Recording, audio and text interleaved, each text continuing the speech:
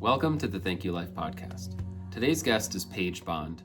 Paige is a therapist in our CAP provider network in Central Florida, and she and Kevin get into how she got into psychedelics. And it's a really interesting story of how she experienced a very healing psilocybin journey. After a hard breakup, she was surrounded by her friends, a lot of her girls, and she was able to really sink into the healing that the mushrooms would provide, and she felt the healing of the container of her people around her, which is a significant layer to the medicine work as we get into the group setting. They also talk about ART, accelerated resolution therapy, which is an interesting modality that Paige works with her clients in. And something I really appreciated in this conversation is Paige really talks about how the ongoing unfolding of the integration process takes time, and something that she likes to advise her clients to do, and something that she does herself for psychedelic journeys, is later on in the following days, weeks, sometimes even months later, you can revisit the music that you listened to during your journey. And you can typically tap into those insights again, and maybe some new insights come to you, some deeper layers are revealed just by revisiting the sensory experience of listening to the music with the eye shade on and really getting back into that space. Another piece of this conversation I really loved was when Paige describes an image that came to her during a ketamine journey, when she was actually under the influence of ketamine, experiencing her own ketamine-assisted psychotherapy process. And the image that came to her is of taut spaghetti. And she gets into what this meant at the time and how significant it was and how it was such a turning point for her. And somebody who has maybe never experienced psychedelics before would look at that and think it's silly and maybe trivial. It helped her see how she had been so rigid in recent years, and she had lost that creative, kind of spontaneous essence of her inner child, which was so strong in her when she was young. And that image of the taut spaghetti was like a data packet. It all came to her at once. She saw the image, but she knew there was the rigidity, there was the loss of the inner child. There's so much wrapped into that realization. And if in a talk therapy session, her therapist would have said, sounds like you're being a little rigid, that may or may not have had as big of an impact, but for her to feel that experience and see, again, it may sound trivial to some people, but the taut spaghetti, so much was wrapped up in that image for her, and she received all of that at once. And that's why they call these downloads. It's like a packet or a quantum of information that's kind of just revealed internally. So I really appreciated that, and the ineffability of the psychedelic experience, both in trying to describe what you felt and saw, because it's so amorphous and can shift and change so much that you can't really use language to describe it accurately, but then also the layer of why it's so significant. You can describe something really perfectly, but somebody on the other end may not understand why is that so significant though? Why was that such a big deal for you? That's also ineffable. And I love this part of the conversation where they get into that, because it's so true to the experience of working with psychedelics as medicinal allies and as tools to go into the shadow, go into our psyche, and really start to harvest these things that are holding us back and alchemizing them into our empowerment. So we hope you enjoyed this episode with Paige Bond. Again, Paige is one of the amazing therapists in our CAP network. You can find more about her by going to marriagecounselingfl.com. And Paige is also the host of the Stubborn Love podcast. So definitely check that out. All the links will be in the description below to her website and to her podcast. So we hope you enjoyed this episode with Paige Bond. Thank You Life is a 501c3 nonprofit organization that was started by myself and Dr. Dan Engel in 2022 as a financial assistance fund for psychedelic therapy. Psychedelic therapy is expensive, and 95% of the U.S. population cannot afford its costs. That's where we come in. We partner with over 100 ketamine clinics throughout the U.S. to help clients who cannot afford this treatment. In 2024 alone, we gave over $250,000 away to help 115 people receive this life-changing treatment. This work is not cheap, and it is life-changing.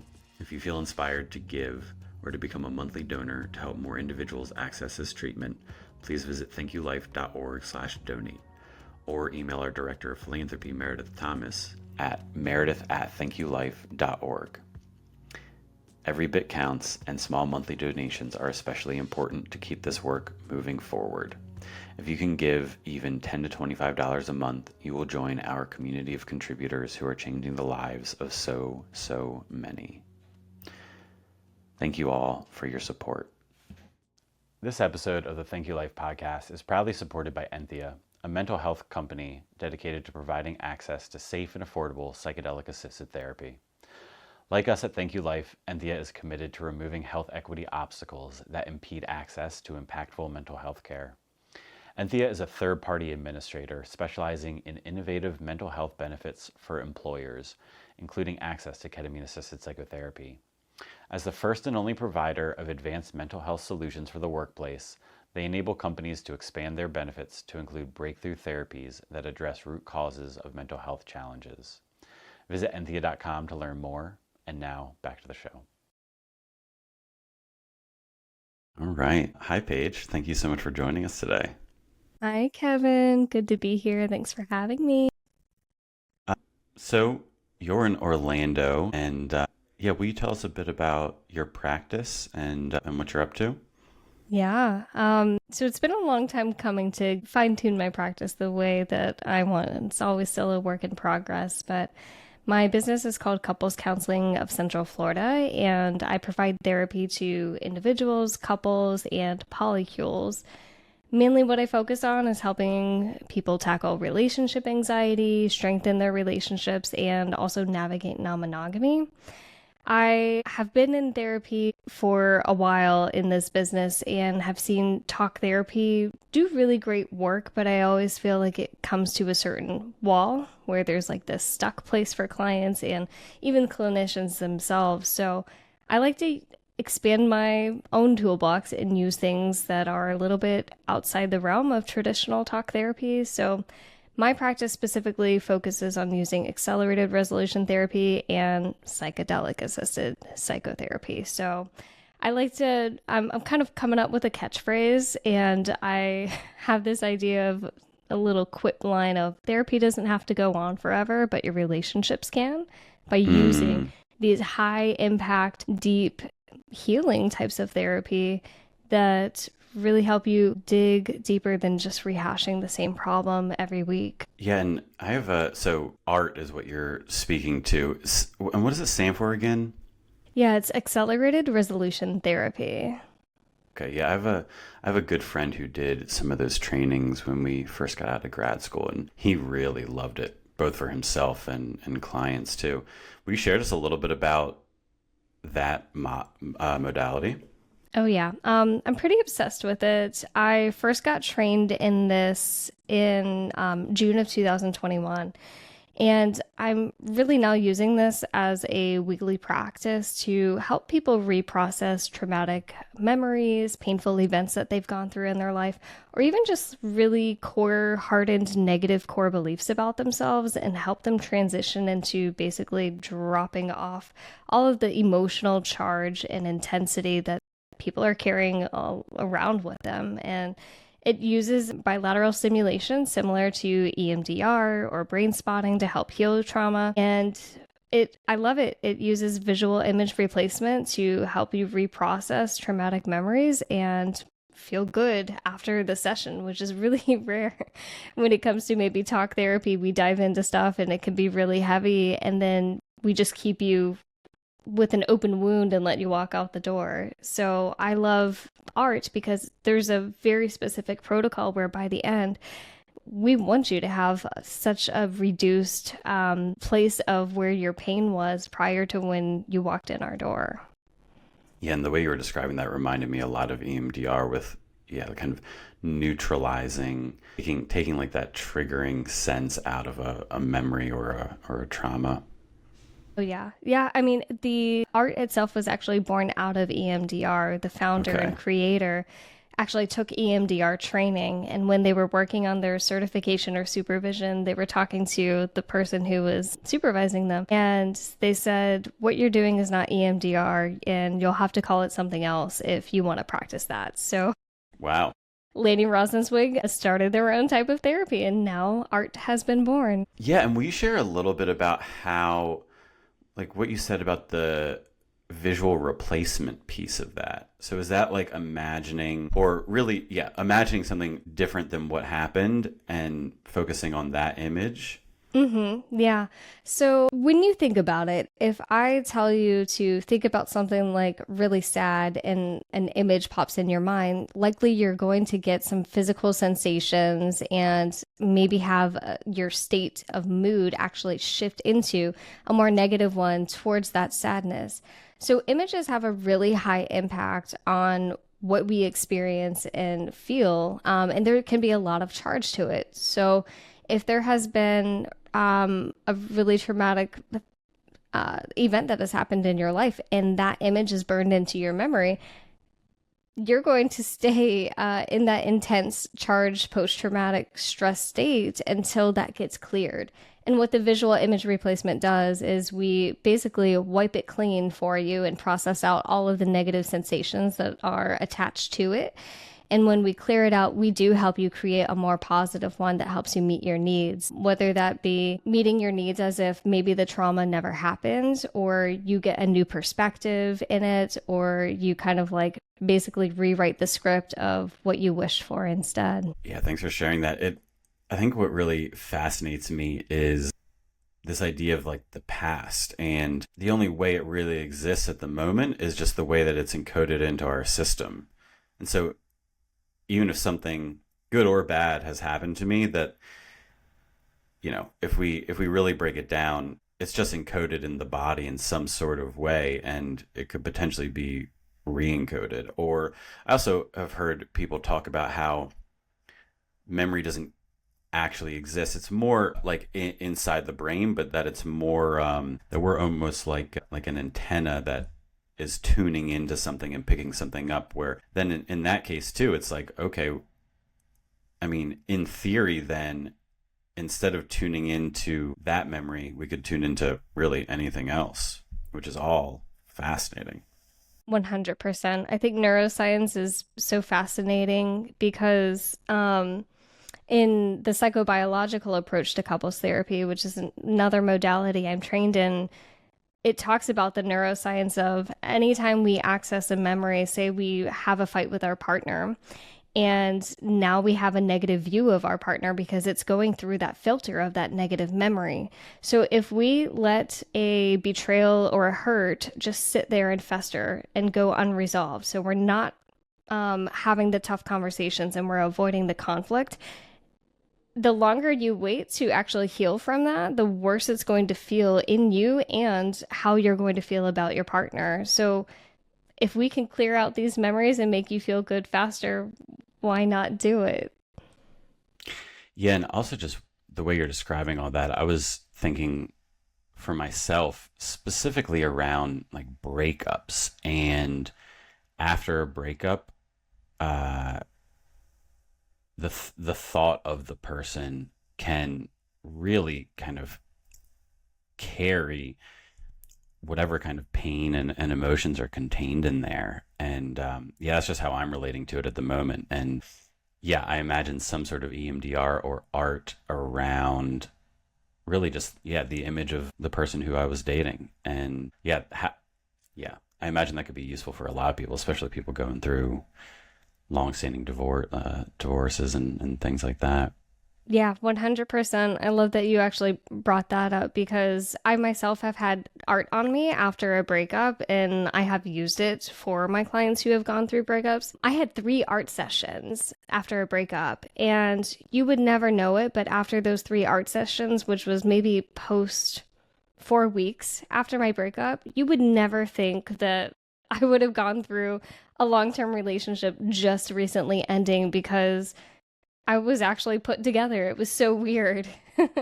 And it's because art can take away that charge for people. I was actually watching Marriage Story last night with my fiance and love that movie with Adam Driver and Scarlett Johansson. And they are a couple who end up just hating each other and start going through a divorce by the end. And I thought to myself, wow, I really wish I could just like provide my services to everybody going through this process of divorce, because they would not be so nasty to each other and mean to each other if they didn't have all of this trauma and like negative bias and filter that they're carrying around with them. So Yeah, art is so beautiful to help with those struggling with the ending of things. Reminds me of that book Us that I saw on one of your pictures on your website. And yeah, I actually just started. It was recommended to me by my supervisor a few years back. But yeah, I just started listening to it again like last week. So very top of mind. But yeah, I feel like he just talks about very, very similar sorts of things. And yeah, just like the kindness piece. But that, what does he say? Like something about harshness never has any value to add. But yeah, it's, we're not harsh in a vacuum. We're harsh because we're coming from a hurt place and Right. coming from our own unresolved things. I actually have the books over there. I'm looking at it, and I have so many highlights that I went through. And it talks a lot about how, I'm an emotionally focused couples therapist too. So we talk a lot about childhood trauma and how your caregivers or family interactions when you were younger, those attachment bonds that you did or didn't make, can really influence how you show up in the world in your relationships when you're older. And it's so easy to get wrapped up into that harshness and that negative mindset. And I think if we clear out a lot of the gunk underneath, which I really love how art and psychedelics can help do, I think we can all just love each other. I feel like I sound like such a hippie now that I've been so into psychedelics more recently in my career. And the later I get into it, I don't mind being a hippie because life is all about love. Seriously. Yeah, I couldn't agree more. And yeah, in some ways it feels like if we engage in some sort of healing path, it all ends up flowing into this place of like, oh, it's really just about love. Which in a more technical sense, I would say like it's all about regulation, like nervous system regulation. And it's from that place that love, joy can all emerge really simply and easily. Mm-hmm. Will you tell us a little bit about your podcast? And then I want to jump into like how you got into psychedelics. Yeah. So my podcast is called Stubborn Love, and it was kind of born out of just like a hobby to do during the pandemic. And I Cool. was encouraged to just start something, like we all started a new hobby during the pandemic. And I don't know, I just like started talking about stuff that I wanted to. And then I started getting excited having guests on my show. And the big focus is all about relationships. So anything that can apply to helping you do better in your relationships, whether it's giving you tips or just helping you just learn really good information that they don't teach you growing up in school, they don't teach you when you go to college, they don't teach you in everyday living. So I want information to be more accessible to people about maybe why we keep getting into the same fights with our partner, or why is it that maybe we have such a hard time standing up for ourselves. So I really love having people on the show around that. And I would say another thing that I want to do with that podcast is try to help people understand things outside of the box of what society deems normal in relationships. So I am a therapist who focuses on really helping non-monogamous relationships, just because I see such, I don't want to say an injustice, but such a difference in how many therapists are well trained. Because in grad school, they don't really teach you how to help dynamics that are outside of hetero, mononormative relationships. So I also want that kind of information accessible, that people can design the relationship in any style that they want. And just because it might look different than what you see in movies or read in books doesn't mean there is something wrong with you or something wrong with the way that you're engaging. Live your life. Yeah, thanks for sharing. Yeah.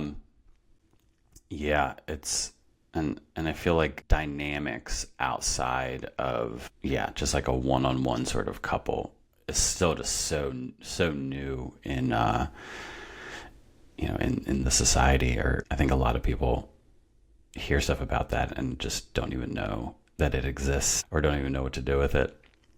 Well, and it's so funny because I almost think that it gets such a bad rap, but another reason why I have such a focus on this population is in couples therapy, where I'm working with monogamous relationships, a great deal of them have had some sort of infidelity with someone else. And so cheating is a very big problem when it comes to couples therapy of like a majority of cases who come to see me. So there's something there that is either people don't have the skills to communicate and learn how to have secure connections within their monogamous dynamic, or they're needing a great deal of assistance trying to figure out their own structure of how they want to have their relationship dynamics and may need more support to figure out how to do it in a consensually non-monogamous way. Yeah, I think of a couple things with that. And one is this idea that I love that infidelity is really just a symptom of something deeper. And with that, maybe or maybe not, it could be that somebody in the relationship really does want or need some sort of relational or sexual experience outside of that container. But even just leaving that aside, I think we'll still find that, there's some sort of, it's a symptom of something deeper and some sort of lack of connection. And to be honest, if there was more connection, there would either not be the desire for something outside of it, or there would just be conversations about the desire for something outside of it. And then it wouldn't need to be done in the dark, so to speak. Right. I mean, that's the point of it, is to be transparent. I mean, that's what we want in all relationships.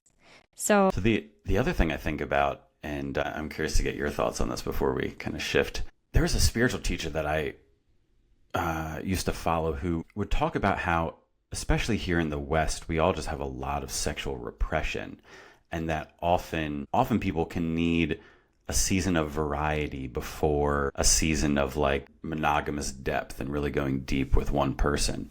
And I like that. I've definitely seen that in myself, and my sense is that a lot of people jump into a marriage before they have really had. I think a lot of people, maybe college is that kind of variety phase for them, and then they really find somebody. But I also think there's people who just jump into a marriage and still just have a lot of sexual repression and have never really had an outlet to explore that. And then their marriage is also just not an outlet to really explore that. And then what's left? It can just be difficult. yeah, I mean, I see that a lot.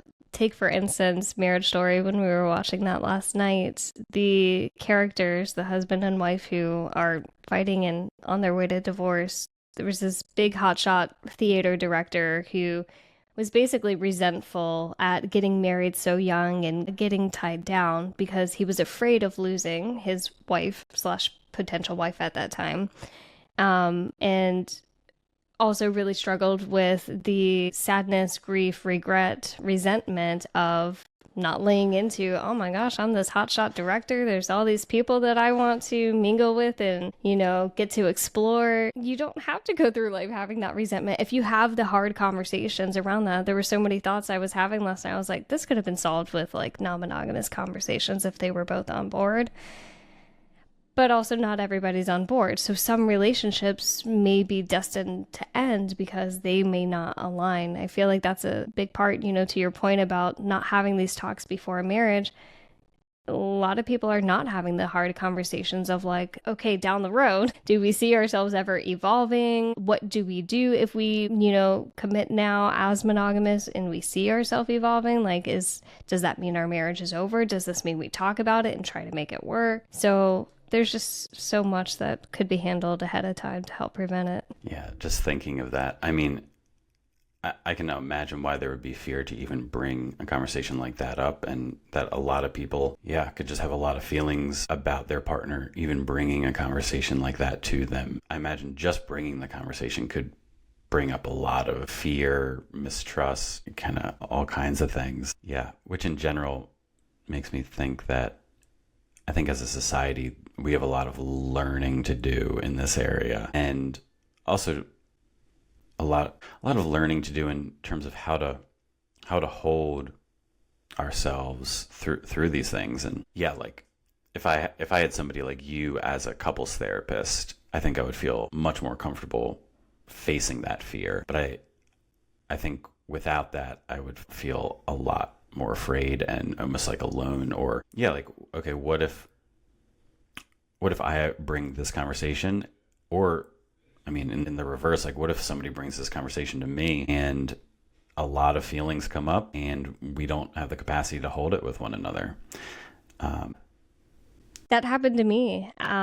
So in my last relationship, and I've spoken about this on other podcasts, where I had a partner bring up the idea of expanding our monogamous relationship into a non-monogamous one. And I did not handle it well when they brought this up to me. I struggled with it so much. And I even did struggle with it with my therapist, who I trusted. I had never felt judged by them before, but we had never talked about something like, oh, what about non-monogamy? People don't do that, right? So it's like, even that with the internalized shame can be so powerful, even knowing you might be around like someone you're paying to be non-judgmental towards you. But eventually I was able to process that out a lot with my therapist. And I do think we have so much more work to do, as you were saying, to be able to hold space for knowing that there could be different opinions, preferences, beliefs in a relationship. I mean, that's across the board on anything. And I think even more so, of course, if it's something as heavy of the weight as what kind of relationship structure would you like to have? I want this one. Okay, I want something that's way totally different. How do we, make space for that? And at least have it on the table as a topic of discussion without making the other person feel like there's something wrong with them and bringing them that shame. The hard things. Very much so. Whew. You're listening to the Thank You Life podcast because you're interested in hearing inspiring stories about people's personal growth, transformation, and healing with psychedelics. And that's awesome because those stories are really powerful and they deserve to be heard. But if you are anything like me, you are also interested in what's happening out in the world to make these substances, these medicines, more accessible and available to everyone. So my name is Henry Winslow, and I created a free email newsletter called Tricycle Day that helps you do just that. Every week, I send 2 issues that take about 5 minutes to read, so not a huge time commitment at all, but they'll get you caught up on what's happening in psychedelic research, policy reform, and this emerging industry that's unfolding in real time. So if that sounds like something you would like to check out, just go to tricycleday.com, and there you can enter your email and you'll be good to go. So with that said, I'm super happy to be supporting Thank You Life, and let's get back to the podcast. This episode of the Thank You Life podcast is proudly supported by Dr. Bronner's, a brand that believes in more than just making great soap. As a dedicated corporate sponsor of Thank You Life, Dr. Bronner's is helping us break down barriers to mental health care, advancing our mission to providing life-changing access to psychedelic therapy for those in need. Together, we're making healing possible for underserved communities across the country. So next time you see that iconic bottle on the shelf, know that Dr. Bronner's isn't just providing that refreshing shower. They're also invested in improving access to mental health care for everyone. Thank you, Dr. Bronner's, for being a true partner in healing. Visit drbronner's.com to learn more. Now back to the show. Okay, that's the shift to psychedelics. I'm curious at first, if you just want to share, like how you came across them and got into them, and then ultimately like how they were brought into your private practice. And then from there, we can dive into a bit more of your personal story with them. Yeah. So I would say that I was a fairly like straight edge kind of kid and person growing up, even into young adulthood. I tried pot once. I drank once when I was younger, but I got to college, partying wasn't my scene, drugs weren't my scene. I was kind of like anti-pot. I didn't like the smell of it either. And so there were some like specific views because I grew up in a very conservative home as well. So there were a lot of views about drugs and, what that says about you if you're doing them.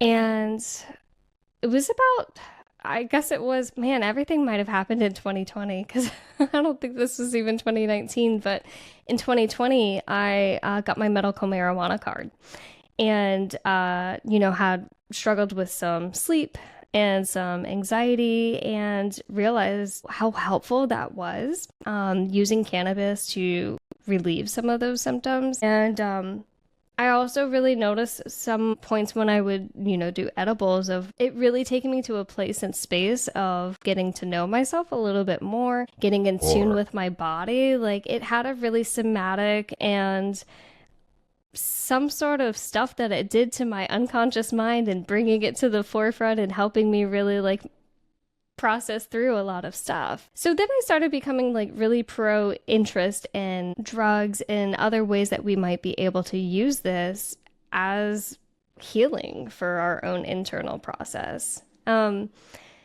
So I was a therapist at that time, and I had finally like come across some sort of like, I don't know, Google search, or maybe it was a Facebook post or something, but like psychedelics being used in therapy. I'm like, what? That's totally cool. That's amazing.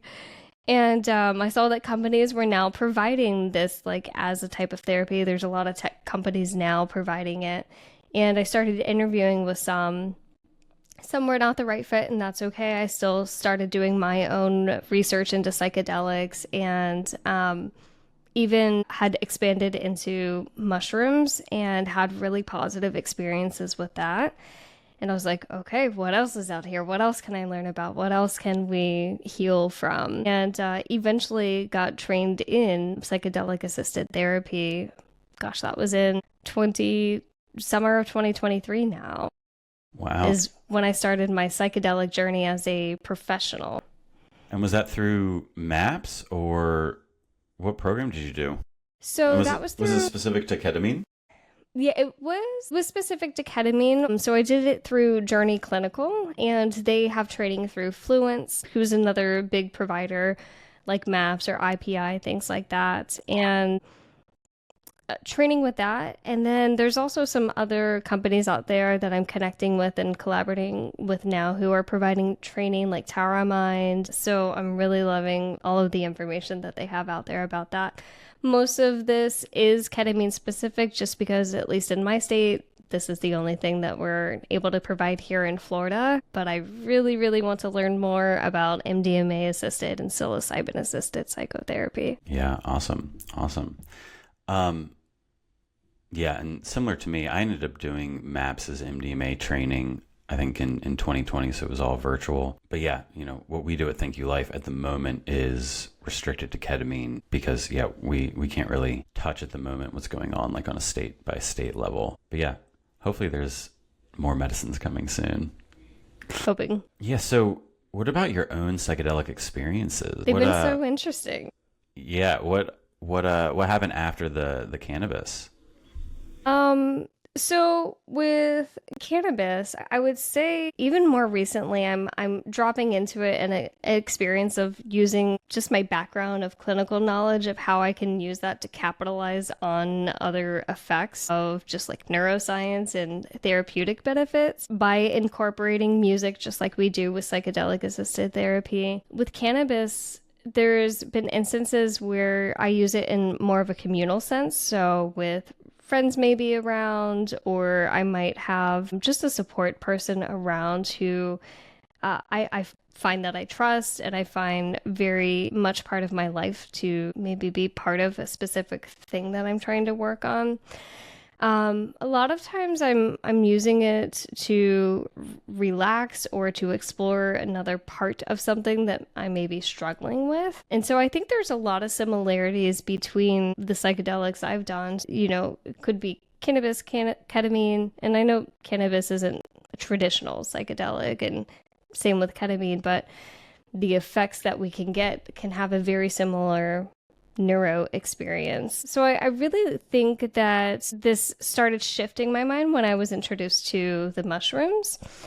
And that was done in a more communal sense. And this was actually done post breakup too. So I was surrounded by my girls, I had my community, and I was like, this is the most loved like I could ever feel ever. And it's so hard to describe, I think, the transformations or the inner knowings into words, what we might get out of a psychedelic experience, because it is almost indescribable, because it is that felt sense and knowing of something, but how do we actually put words to it? Yeah, I think part of what I hope to do here is like with this podcast in general is like really unpack what are psychedelics giving us. And to me, it's like there's a healing component, there's this knowledge component, you might say, that I think can come in the form of information, but also a more internal knowing that we can try to translate into words. But yeah, and then I think there's this whole realm of kind of more spiritual experiences too that a number of people have. But yeah, will you try to make the ineffable effable for us? What kind of knowing was happening for you? It's that my guess, if I was to make a guess, is like something around connection, feeling loved, or knowing that you're loved even though you just went through a breakup. Yeah, that was a big part of it. Just literally the physical presence of us. And, it probably helped that we were listening to Sam Smith's live recorded session on Netflix where he goes through all of his breakup songs and talks about that sadness. But having that sadness move through me while the physical presence and emotional presence of all these people around me loving on me was just as if it helped the grief melt away. And that doesn't mean that like I didn't have it or the sadness wasn't there, but the sadness was surrounded by the love, which makes it easier to pass through. And ultimately, I think that's what we're trying to do in all therapy. And yeah, there's really something special about these medicines that help us access it and access it more deeply. Yeah, I'll zoom up to some of my earlier ketamine sessions, if that feels Please. good. Yeah. As a recipient? Yeah, so as a recipient, And sorry, just for context, so was this in the trainings that you did, or did you also receive like a treatment protocol outside of that context? So I got trained and then I was actually like partnered with a peer CAP therapist to facilitate a session. So we actually traded sessions for each other. Awesome. There wasn't a particular like protocol. My life was going like fairly well at the time. I mean, it still is. So it's not like I was reeling from some really traumatic experience or anything, but I wanted to explore the unexplored, essentially. Yeah. And I mean, especially as a clinician, I think it's so important for us to know this work from the inside out. 100%. I mean, I could not imagine not taking a medicine and then advertising it and marketing it and trying to help people move through it when I haven't had the experience myself. Yeah, 100%.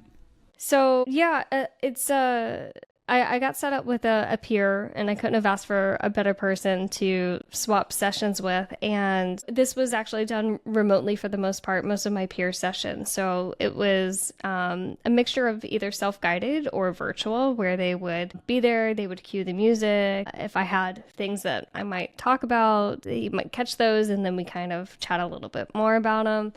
I'm more of a kinesthetic person whenever I'm under medicine, and so I'll do a lot of touching my hands, moving them, kind of like my arms dancing a lot. And I think that's really common too, depending on the type of music you have. If you have something more like soothing piano, you're probably going to be just calm, chill, and still. But if you have more of a dancey type of music, I think it's more common to just go with the groove and move your body a little bit.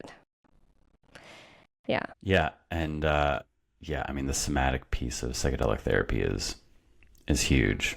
It's and that's another thing that I mean, there's a lot of trauma modalities that get at the somatic piece more now too, but that's just something I love about psychedelic therapy is it's so kind of just fundamentally incorporated into psychedelic therapy. And ketamine's an interesting one because a lot of people can be, because they're more dissociated, can be very still. And, I think for me, I'll sometimes do some kind of yin yoga sort of stuff while I'm lying down. And this is with a lozenge, not with IM that might blast me off a bit quicker, but the first 20 minutes or so, it might just be kind of stretching out and moving through. But then often I'm quite still for the next hour or so. It depends. Yeah, and I think that's partly just the medicine. I think overall, lot of somatic things can happen. Yeah, I do the same thing too, except usually it's mostly post-session after, Okay. whether it be ketamine or I love doing it with cannabis too, especially with edibles, feeling that full body sensation. I mean, I don't think there's a massage that could make me feel more relaxed than this does, because you are paying attention to every single part of your body, and just being in a mental mind state of that is just so relieving. So I love doing that too. It feels so great. Yeah, and I wanted to ask specifically about some different things that happened in the session that felt powerful for you. So it sounds like one thing, which some people might be surprised to hear, but I can relate a lot. It sounds like you had your awareness very much inside your body, at least for part of it. Yeah. For my first 2 CAP sessions, actually, they were probably the most vividly powerful in terms of images or just visuals that I would get. Like I would get actual memories that I hadn't thought about in a really long time. Things from my childhood that I had kind of just like glossed over, and it wasn't a negative memory or anything, but I think because of so many changes in the dynamics between myself and family members, my mind had coded, again, we're going back to this like filter and perception of like negative bias of things. My mind had coded things so negatively, and this session, actually, my first couple of ones, were able to help me unravel and unpack the good that was there, that I can acknowledge that even though there were some things that I didn't love about childhood, there's still so much that I can give grace for. And you can't pay for a better experience than that. Like that's just priceless to come to that realization. Yeah, it's amazing how much that mirrors what we were talking about with art and EMDR.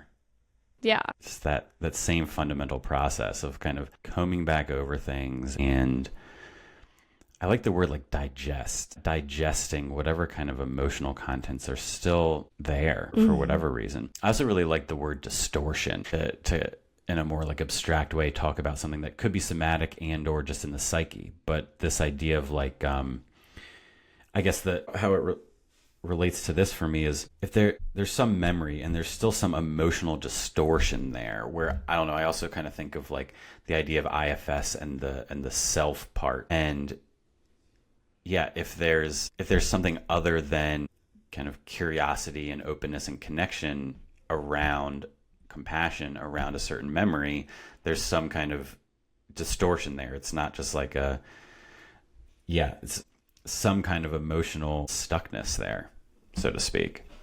Yeah.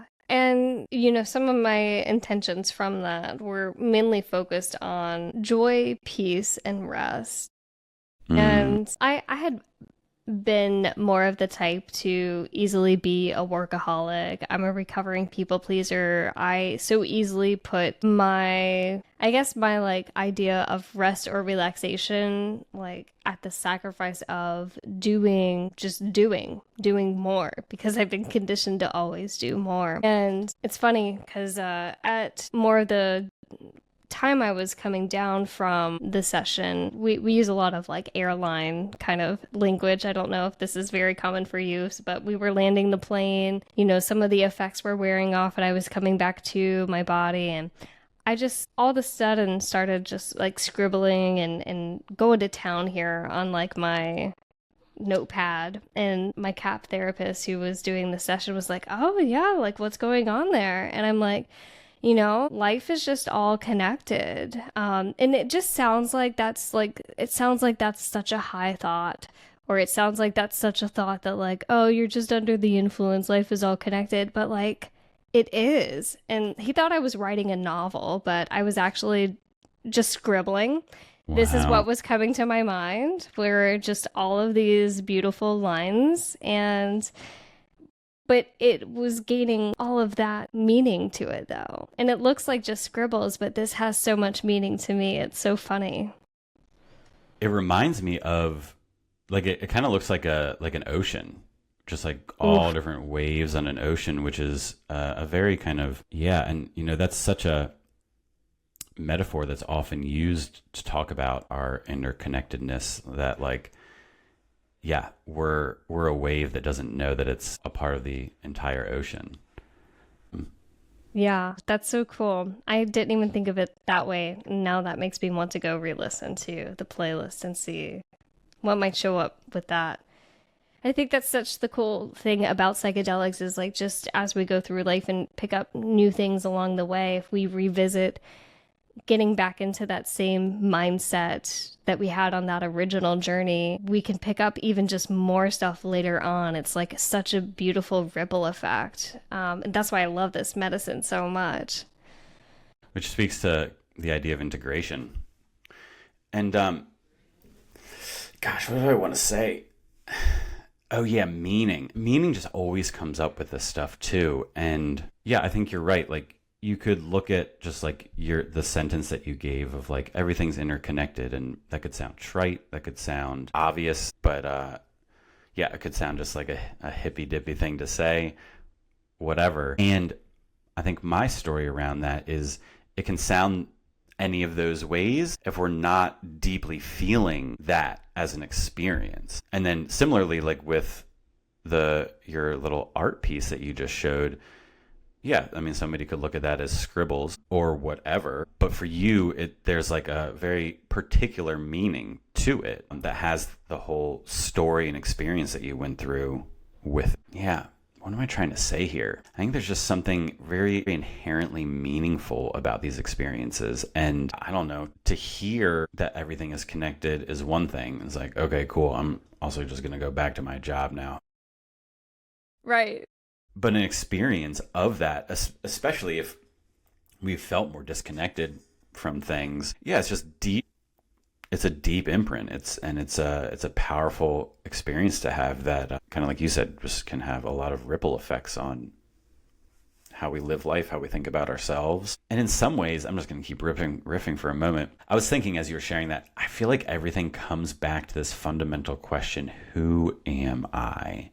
And I think in some ways that's something that we're just always trying to answer, or at the very least, perhaps once we get through enough of our trauma, I think if we're not in like an acute pain situation, ultimately that is something that kind of emerges, is just trying to figure out what the fuck is going on here, and who am I in that, and you know, an experience of like a realization of we're all connected here. Perhaps it's just a piece of the puzzle, but yeah, it's a really interesting piece of that puzzle that can start to put things together. Yeah. Yeah, and it's only one part of it, right? You know, so that's only from one session. And thinking about, it's funny because for me, sometimes I'll have an intention and I'll think the session might go a specific way because I'm curating music to be a specific way, but it takes me into a totally different place. And I'm like, wait a second, what happened here? But there's still so much great meaning that could be done out of it. And back to the idea of like, who am I think that is going to be a constant question because we're never the same person. I'm not the same person I was like just 5 minutes ago. I have a different perspective on life because I'm engaging with you. I'm gaining more information. This is going into my brain and it's shaping the way that I'm going to view this conversation, the way I see the world. And so I think that's such a hard question to answer because we are constantly evolving. Totally. Yeah. Yeah. So how many ketamine sessions did you have? I feel like I had kind of more of a slow roll. I'm still going through the protocol. So with the like kind of exchange, doing the exchange. Yeah. Awesome. Yeah. So I think I just did maybe my sixth or seventh one just a few weeks ago or so.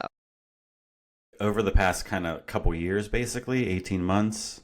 Yeah, since about last summer. So about a year and a half. So you know, usually when someone is coming in with like severe depression, treatment protocols usually a lot more frequently. Yeah, 6 and 2 weeks maybe instead of 18 months. Yeah. Yeah. So to mine though, I mean, I've been in talk therapy forever. I've been in art therapy, so I've been working on clearing out a lot of stuff that I can. But there's always so much more that psychedelics can bring and explore. And oh, go ahead. Yeah. will you just speak to that for a second? Because, yeah, I mean, I would say most people, if they do 6 sessions, it's 2 to even 8 weeks, let's call it. But I was just trying to do the math. So you're probably at 70, 80 weeks for 6 sessions. And that's just, I mean, 10 times essentially, right? So, and especially because you have been doing a lot of work, you know, kind of in between, I'm curious if you can just speak to that, how that's been. And I guess what kind of role have these ketamine sessions played in your own journey because of the way that they're structured in terms of the length between them?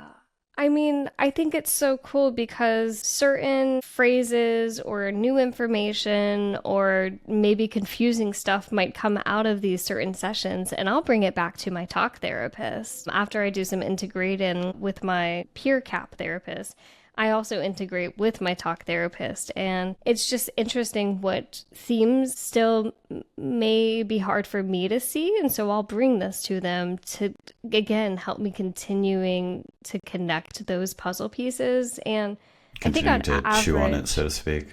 yeah. I mean, I'm still marinating on stuff that from my last CAP session, you know, weeks ago, and last week I had the opportunity, since I was creating another playlist for someone else, I started listening to my own again, and I was actually like, whoa, okay, this is bringing me back to a new experience. This is helping me gain more information. And so I was mid trying to create someone else's playlist, but I hopped on back to mine and I grabbed my blindfold and I put myself back in there. And I started writing more things that were connected to that more recent experience. And it was so interesting because I was like, ooh, like that's really impactful. I want to explore that more. I want to see how this is connected to where I want to go and what I want to continue working on. So I find psychedelics to be used as kind of like just these nuggets that we gain along the way. And I don't think that there necessarily has to be a rigid, you must have this many sessions at this many time. Like for me, it's a bit more flexible. It's more of an as needed when I feel like I need a place that's intentional to explore, that is specifically curated with someone holding that space for me to let me go into that journey. Yeah, I love that. And that's very much how I've been able to use ketamine. And I think it's really great for that because of the length of time, and there's not too much of a, you know, hangover, so to speak. So some other psychedelics just be very intense on the body. And for the most part, I think people experience ketamine as not that way. But yeah, I can just relate a lot to that, where it feels like this place that I can return to go deeply into myself and do a bit of a check-in, like a spirit, for me, very spiritual check-in, very kind of psychological check-in, emotional check-in. That is, I don't know, just deeper than, you know, my daily meditation, so to speak, which also plays a similar role, but it's different. I also love this piece of using the music to kind of go back into those spaces some. And, you know, I'll often talk about the idea of a reference point and how, you know, for instance, let's take somebody who's been really chronically depressed for years and they have a ketamine experience where even if their depression lifts for just while they're on the medicine and then it comes back, it's a reference point that they probably haven't touched in a long time. And then to me, one idea or one way to look at integration is to, okay, how can I now bring that more beautiful open space that I touched into my regular life? I'm going to kind of go on a tangent. I've done a lot of Sufism, and What is that? it's like the mystical form of Islam. Mm-hmm. So just like mysticism, so to speak. And although it's a very kind of universal Sufism that I got into, so really pulling from all the different spiritual traditions of the world. But anyway, there's these 2 words in Arabic. I'm not sure what they are, but they basically, one is our baseline and one is a peak experience. And the idea is that, you know, we will have a peak experience and then we integrate that into a new baseline, and then we might have another peak experience, and then the integration process is to bring us to a new baseline. And how I kind of see that is so, you know, to use the other language I was using, we get this reference point from a ketamine experience, and then the integration process is like, okay, can I now touch that, even if it's 5 or 10% of what that was in the moment? Can I bring that peace back in? Can I bring that joy back in? Or even, it sounds like for you too, is a bit of like, can I bring that psychological exploration back in around this particular piece of myself that I was taking a look at? Yeah, I mean, a lot of the focus for me has been bringing in fun, playfulness, joy into my life. I mean, as a therapist, naturally, I'm surrounded in my work by a lot of emotional heaviness. Sure. And there could be some really long days, and the work is so honorable to do, but at times it could be hard to find, okay, where can I find my space to live my life amongst all of this, in a way, sadness in the world, because I see it every day. I'm living it every day. I mean, we're all in the same world. I think we all know how things are, and it's not all just roses and butterflies. And so even amongst all that, how can I add in this playfulness? And so I wrote down kind of like pretending and imagination. And these were things that like were really prominent about myself as like a child. Like I was a very curious person. My nose was always in a book. So like I was that kind of like innocent and imaginary type of person who would just daydream for hours on end. And I really liked that part of me. And so I think this also helps us access parts to ourselves that we want to bring back maybe in our life where it's been covered up for a long time for some reason or another. So to kind of translate that into the words I was using, some of the kind of reference points for you were play, curiosity, exploration, lightness, and your integration work was to bring those things back into your everyday life. And it sounds like part of what you were getting out of the CAP experience itself was like a reminder of like of those things, of what those things feel like, and then it sounds like of how kind of important those things are to you, or that you want them to be more important to you. 100%, 100%. And I don't know if this is for everybody, because I think everyone has, different experience, but I'll get phrases that come to me in my mind that connect to either the memories or whatever's being shown to me on a journey. And, I would get things like, I'm good now, or no reason to worry, which, I mean, that's not something in my conscious mind that I think about. But to have that come to me in a session like that, again, it's this all-encompassing, all-knowing feeling that everything is going to be okay. I think there's something so deeply spiritual about that feeling, at least and also so fundamental, particularly to a ketamine experience. It's something that I feel like almost all of my clients in the past, not every single session, but we'll get to with ketamine, is like, yeah, all's okay. And it's also what I've heard I've studied different like spiritual masters, but a lot of them are essentially trying to communicate, hey, it's all okay. Like everything that happens here is okay. And it sometimes seems, especially with all the fucking trauma and war around us, that that they're saying that from a different place. And again, like we can hear someone else say it and just like, yeah, okay, whatever. But to have an experience of it is just like, and again, like, even if we just taste that at one moment, to be like, oh, that place exists, and that place exists in me where I know it's all okay. Yeah. Yeah. I think what's so cool about this is that they're all unique. And one thing that came up to me, and I think this was just because of the specifically curated playlist, is like a metaphor for CAP that I like to use, is this archaeobiological excavating. Oof, love that. So I'm pretty sure this was my second session, because I had asked my partner to curate specifically a playlist for me. I was like, hey, this is what I'm wanting to do. And they're all into music, all into like cinematic scores and soundtracks. And I'm like, I want a playlist specifically curated for this. You're talking about your romantic partner now, Yep, or? my fiance. Yeah. Got it.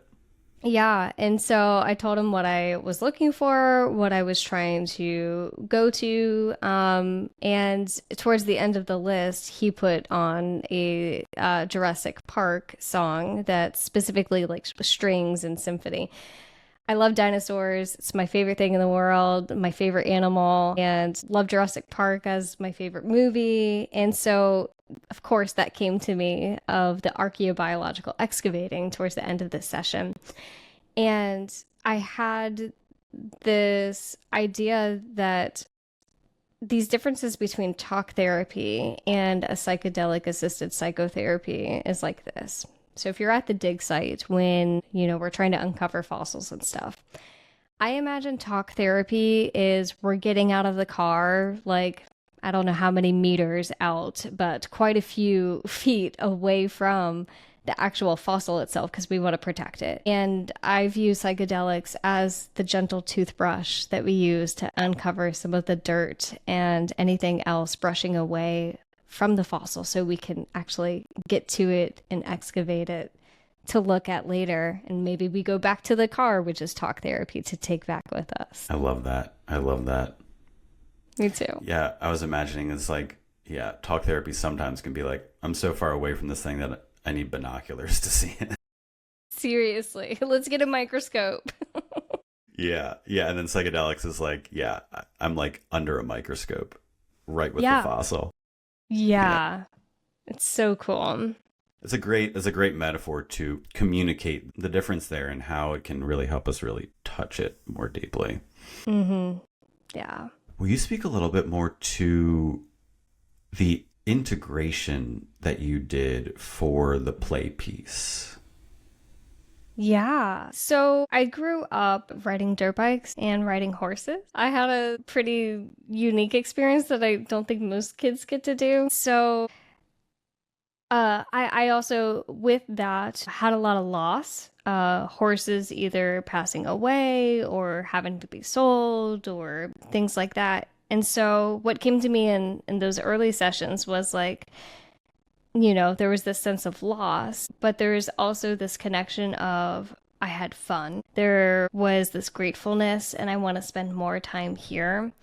And so I don't ride horses or dirt bikes now, and it's very expensive to keep up with, so I don't think there's any way I would do that now anyways.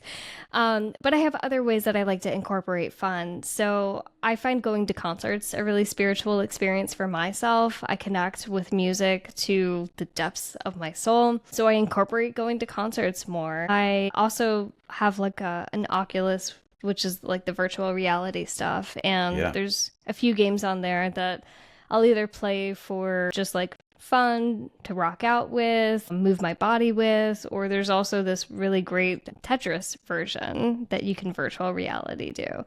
And I swear it's got like perfect music for a ketamine playlist. I think it's really, really great. But I'll be playing Tetris and they have all of these cool kind of psychedelic looking visuals. And I feel like I'm just like in such this beautiful space where I go do and like put shapes in neat places, but then I also just experience the music and everything all at once, and it's something that I find a lot of joy in. Other things like that is just reaching out to people that I love and care about more and making sure that I'm intentional on curating and maintaining those relationships. So it's basically putting into practice all these things that just sit in my mind and I want to do and want to get to. And the integration part is the doing it part so that it becomes more regular. Yeah, so actually going and intentionally playing more. And it sounds like, connecting with friends to have fun and play. Yeah. And another big part of it too is in my business, because I run my own business and it can be really stressful at times, and it doesn't need to be. Like I want to have fun while at work. So this may turn a lot of people off, but I'm very just like wackadoodle type of person. And for Halloween, I saw a few sessions on Halloween, and if you can't tell by now, I can be really sarcastic or just like I'm going to do something funny here. And I wore a green suit for Halloween. So on Zoom, you can basically create like this effect where if you're wearing a green suit, you have a floating head. Yeah. And your whole body's gone. So I'll do shit like that. I'll wear a green suit to work on Halloween. I'll wear something funny as a shirt. Like, I don't have to be a certain type of other personality. I can be me and I can still be playful even during the day at my job while working with some heavier emotional work. In fact, I've found that it can actually bring a sense of lightness without taking up the session. I love that. And my first thought from that is what you were sharing about the psilocybin experience of how much it helped the sadness to be surrounded by love. Mm-hmm. Yeah, just kind of seems like a similar sort of mechanism there. And yeah, I think some of my favorite moments with people, whether it's part of my healing or I'm supporting them in theirs, is yeah, it was like when we're in a really deep place, but then we just laugh so hard about something silly or stupid or just like even painful sometimes. Yeah, I think it brings that kind of, I think you were talking about, just like there's some kind of holding that lightness or that love or that joy or that laughter can do for the heavy thing. The thing I like about that is it doesn't seem to be an experience of dismissing and dishonoring it, as a Right. defense mechanism. That sometimes humor can be a defense mechanism for trauma or whatever, but this is like oh, it doesn't have to be so serious. Yes, this happened. It's like the acknowledgement and acceptance, and yes, maybe we can make light with the humor. Yeah, and to me it's like we're not going anywhere. We're laughing at the moment, but we're not going anywhere. We're not using this laughter to never talk about this thing again. We get to have this moment, and then we're just back with like the more deep or painful or serious work that was happening. Yeah, that's one of my favorite things, and yeah, something I really try as much as I can to bring that in. Yeah, it's great. I'm curious if there's any other pieces from either your ketamine sessions or the psilocybin that I feel interesting to share about. I think so I've also done like a retreat experience more in a group, which was very different from past experiences of having it with just one person on the other end and they're there if I need, or even my self-guided experiences. And I think that is another layer that can provide a little bit of nervousness at times. So I did a retreat with other professionals actually. So we would dose one day and then our sitter would switch with us the next day. Also with ketamine or something else? This was with ketamine. So again, something I was familiar with. I think this was maybe my fourth session with the ketamine. And I was a little bit nervous being in a group experience because I already knew how like playful I can get with my hands. And I was like, well, I hope I'm not like, I don't know, doing anything, but like everybody's in their own dirty. No one paid it, like no one gave a fuck what I was doing. So Yeah. it didn't And even matter. the eye mask too is like Yeah, no one saw me, so it was fine anyways. So I think there's like a sense of natural nervousness that can come with it in group work, but also this sense of, again, community. I think it's so great to have that aspect of group because you're also hearing where they went in their own journeys. I also think it was very interesting because the way that it was used was more of using the silent disco aspect of it. So you would have the music, but also the person who was hosting could come on basically at, like the intercom into everybody's ears and like guide us through a meditation, or when we were coming down and landing the plane, they were helping us come out of it, which I thought was a very unique experience compared to you might not get that elsewhere. So I think for me, I think there's an important aspect of maybe community that I would have preferred. Maybe having people I know and I'm more familiar with can make a big difference in just having the right mindset and getting in the right setting for yourself. Because what was very different from the psilocybin experience with my friends is that I knew them. We were all familiar with each other. I was very comfortable with like physical touch, hugs, and comfort, things like that. And there was almost like a sense of like not loneliness because I did know a few people somewhat, but I wasn't close with anyone at this group retreat experience. So that was missing for me a bit. And I would, be texting my fiance like, hey, I'm, doing da da da da da, and I'll see you on the other side. Miss you, love you. And I wish that they were actually there with me because they had actually helped with a couple of other sessions before that where I had actually texted them at one point and asked them to come in the room and just hold me through one of the songs because it was bringing up a lot of emotions. And if you knew me just like a few years ago, there would have been no way I would have had the guts to be able to like text a partner, like, hey, I need you, come comfort me. And this was like such a beautiful transformational moment for me. Some ketamine sessions before the group experience to be able to voice what I was needing and to so clearly do it while also under the influence. I don't know how I texted right because sometimes it is very difficult to do that when in medicine, but just having that felt experience that they are there to meet my needs, and that wouldn't be able to happen during a group experience, especially not being close to anyone there. So I think there's so many different aspects doing these in the different variations you can. Yeah, and a little like bell going off in my mind, like corrective emotional experience. Yeah, and I think kind of similar to what we've been saying before, my very kind of strong hypothesis is that a corrective emotional experience in a psychedelic session just has that much more kind of power to it. And yeah, also what a beautiful opportunity to get to do something different and actually reach out. And then that it was that they were able to actually come and provide that on the other side too. Mm-hmm. Yeah, and so I've done a fair amount of group work. It was mostly through ayahuasca ceremony. And I've had some other ones, and it's also something that we do at Thank You Life. And so we early on decided to do a number of different groups, and I think it helped in a couple ways. And on one hand, the cost per client could really come down in that kind of very concrete way. Yet it also provided this really special community healing aspect, much like group therapy can provide. And the three kind of primary populations that we started focusing on were veterans, the LGBTQ community, and the BIPOC communities of color. And I think for all three of those communities, the group piece can be so powerful to be around others that have similar experiences and know particulars of what you're talking about from the inside out, and then getting to share.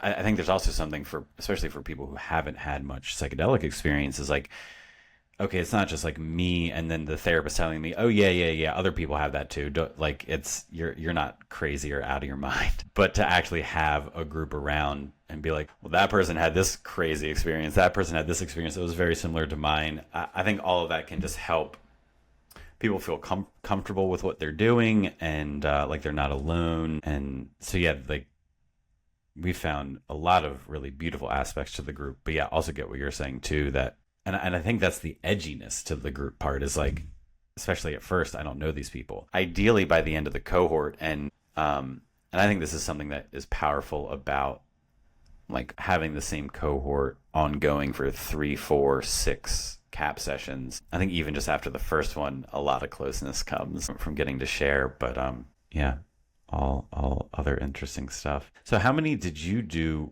That was more like retreat style, and you did a couple over the retreat? I did one in the group retreat style. I would like to do more, but I think I would like to have like very specific ways that I would like to go about it, whether it be with people who are wanting to work on like similar things. And maybe there's a specific protocol for all of us, or we have like a shared experience. Like I think like if anyone, wanted to do like a family of origin issues one. I mean, I think we all could use that one. And so I think it would be really cool to maybe have a specific way of integrating, hey, here's this specific thing that I want to come to XYZ retreat for. And here's all these people around me who have a similar lived experience. And how are we able to be in this place of post-medicine session, sharing openly and vulnerably to create that sense of community building and transformational, just like growth for ourselves. So that would be my preference for a future retreat that I do. I do wonder if a different psychedelic may provide a different one, because I think each one can have their own unique way of going about things. And so who knows, I may be talking out of my butt and, have such a different view with a particularly different psychedelic. Sure. Yeah. Could be possible. Yeah. Yeah. And then, so you were saying that you did your 6th one most recently. Yeah. Was that like last week? Is that what you were saying? I'll have to look at the calendar. It was in November, sometime in late November. So I think like in the it was 2 weeks ago now from today. Cool. Yeah. And what How's that one? It's so funny because I think that like every time I go into one of these that like I come up with new intentions, but in fact, if I look back on my past intentions, they're either pretty much the same or heavily related. And I'm like, gosh, Paige, can you not think of anything more unique? But there's been this theme of acceptance and being open and letting go. And I think it's just funny that like throughout most of my sessions have had a very similar type of intention, but there's been a very unique way of how the medicine may bring about a specific part of my life that is different from the other sessions. So they're all related in a sense, but in different areas of my life or different things to be working on and uncovering. So yeah, this last one was interesting. I decided to use a pre-curated playlist that I had found on one of the Reddit forums, and for the most part had thought the songs would be fine, but for the first time ever I actually had to skip a song at one point. And I was like, ooh, this is a very new thing for me. I've usually stuck with all of the songs, but this one is just really like scratching my brain in a really horrible way. So I was really surprised at that part for myself, and had noticed that there's actually 2 different versions of that song where it doesn't have the little part that was annoying me. And then I had the full version of the song that, of course, had that. So I think, again, there's different things that go into this. What kind of came out for me about this is being more related to work again.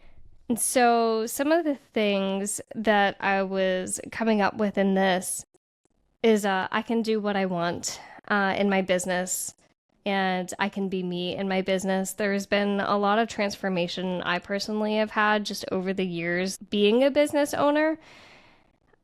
They don't teach you business in grad school, so you don't know how to be a business owner as a therapist when you're on your way to being licensed. And I thought that you had to, be a certain way. I thought you can't really share anything about yourself, and I found that so deflating to be in this field and not being able to be myself. And I've really come into this place of wanting to show more of my personality and be more of myself and do what I want in my business to make it be refueling for me to want to keep coming back to work every single day. Yeah. And there's definitely a certain amount of that I think is very helpful for the client too, to feel like we're real humans. Yeah. Not that we're taking up the space in therapy to talk about us, but that we can still be ourselves. I really think it's really wild how we're told to believe that like we're not allowed to know anything about these people who know almost everything about us. And that's such an odd relationship, and think there's a time and place. Like, of course, we need to be professional. Of course, like ethics are very, very important. But I mean, if it's important for someone to know if I have kids or not, if I'm married or not, if I'm non-monogamous or not, and how they feel comfortable in working with me or not, I think that's information that they should have and get to decide if I might be a good fit for them. And so I do talk about myself on podcasts, on my website, in consultations, and I think it makes a difference. Yeah. Yeah, I really agree with that. And yeah, it seems like for you, a lot of the psychedelic experiences have been like an opportunity to just kind of comb through a particular place in your life. Yeah, I really love that. What I've really liked about that is, again, some of this may feel like unconnected, but I can bring all of the stuff that I'm writing down that doesn't make sense to me. And during integration, we get to solve basically the mystery together and just let it come to life and put it into action for myself to live the life that I want. And I want everybody else to have that kind of experience. Yeah, can you speak a little bit more about that too? And then I'm curious if you can say anything about how, again, I was talking about getting to experience the medicine from the inside out. I also think it can be so helpful to live an integration experience from the inside out, to have a sense of how to help somebody else integrate what they experienced. Yeah. Thinking about, so for instance, for me, I was pretty quiet in this last session that I did and would only put like a few words because I wanted to keep my blindfold on. So I just knew where my pen was and I was like trying to shittily write some specific keywords so that I could remember. And one of the things that came to me was an imagery of like spaghetti being like really taut, but it was like colorful spaghetti. And like that was just a visual image that I got for myself. And again, you would think that it doesn't make sense, but when you comb through it, trying to look at how for this past session, I was trying to figure out essentially like when going through this acceptance and letting go-ness, that there's this idea of an urgency versus flexibility for myself, and how can I enjoy the lulls and not stay in such of a taut place of the spaghetti, which can kind of represent this essence of like rigidness. Yeah, tension, sure. Yeah, and you wouldn't think about that in just regular talk therapy. That doesn't come to you. Like, taut spaghetti does not just flow out of someone's mouth in talk therapy. But when you can take that and bring it back and uncover, like, how that might be connected to these other things in your subconscious, like, look at the great amount of work that you can do in your regular talk therapy. Or even without a talk therapist, but just in your own. Yeah, that it can give us a lot of stuff to go unpack in the coming days and weeks. Yeah.